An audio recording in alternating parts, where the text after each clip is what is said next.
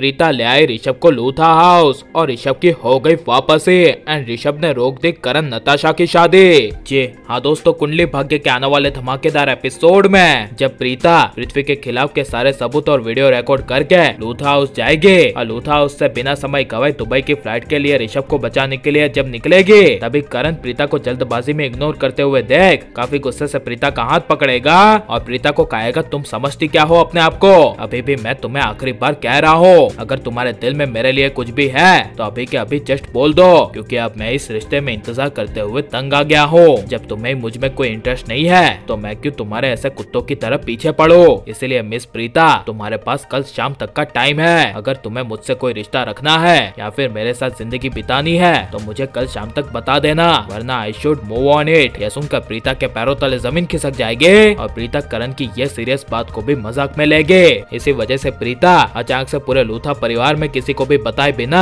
ऋषभ को वापस लाने के लिए दुबई की अर्जेंट फ्लाइट बुकिंग करवाकर दुबई पहुंच जाएगी, जहां पर प्रीता दुबई के बड़े पुलिस ऑफिसर को और पृथ्वी के कन्फेशन वाला सबूत दिखाएगी और वो दुबई के सबसे बड़े पुलिस ऑफिसर सबूत को ध्यान से देखेंगे, तभी ऋषभ को होने वाली फांसी को रुकवा देंगे और ऋषभ को आजाद करने का ऑर्डर दे देंगे। जहां पर दुबई की जेल में जेलर ऋषभ को फांसी के दिन कहेगा कि अब आप आजाद हैं और आपका अपने घर जाने का टाइम आ गया है। तब यह सुनकर एक पल के लिए ऋषभ को यकीन नहीं होगा, लेकिन तभी जब ऋषभ अपने आंखों के सामने प्रीता को देखेगा तभी ऋषभ की आंखें भर आएगी और प्रीता का शुक्रिया अदा करते हुए ऋषभ काफी इमोशनल होकर अपना सर झुकाकर प्रीता के सामने हाथ जोड़ेगा। लेकिन प्रीता तभी इमोशनल होकर अपने आप को शर्मिंदा ना करते हुए ऋषभ को कहेगी, नहीं ऋषभ जी, मुझे शर्मिंदा मत कीजिए, ये तो मेरा फर्ज था, आपने मेरा हमेशा साथ दिया है और जब जब पहले मेरी किसी ने भी बातों पर विश्वास नहीं किया था तब उस समय सिर्फ आपने ही मुझ पर विश्वास किया था। यह सुनकर ऋषभ कुछ बोल नहीं पाएगा, लेकिन प्रीता कहेगी, कोई बात नहीं ऋषभ जी, अब ये हमारे रोने का टाइम नहीं है बल्कि सबको रुलाने का टाइम है, क्योंकि आपको पता नहीं कि आपके जाने के बाद पूरे 2 साल तक वो पृथ्वी शैली ने हमारे परिवार पर कितने सारे अत्याचार किए।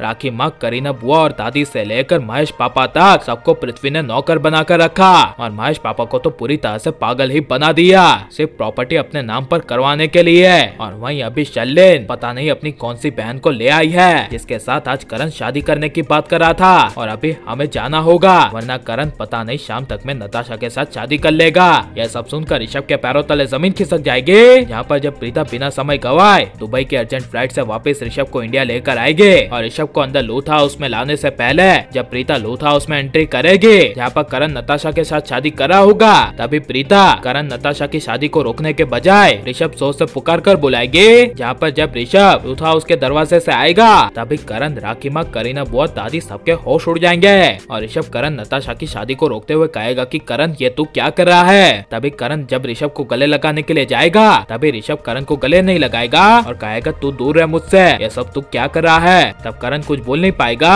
और ऋषभ कहेगा, जब जब मैं वापस आता हूँ तब तक कोई ना कोई तेरा हंगामा खड़ा ही होता है, पहले मोनिशा, माहिरा, सोनाक्षी और अब ये बताशा। तब करण कहेगा, नताशा, जिसे सुनकर ऋषभ कहेगा, हाँ हाँ वही नताशा, ये सब क्या है, तो कितनी बार प्रीता जी का दिल दुखाएगा। तब ये सुनकर करण कुछ बोल नहीं पाएगा और लेकिन क्या ऋषभ शैलिन पृथ्वी का पर्दाफाश कर पाएगा क्या नहीं, क्या तो आने वाले एपिसोड में पता चलेगा। लेकिन आप यार ऋषभ की वापसी को देखना चाहते हैं क्या नहीं, और आप प्रीता के साथ ऋषभ को सबसे ज्यादा देखना पसंद करते हैं या फिर करण को, ये सब हमें कमेंट में जरूर बताएं और आप लाइक और सब्सक्राइब करें।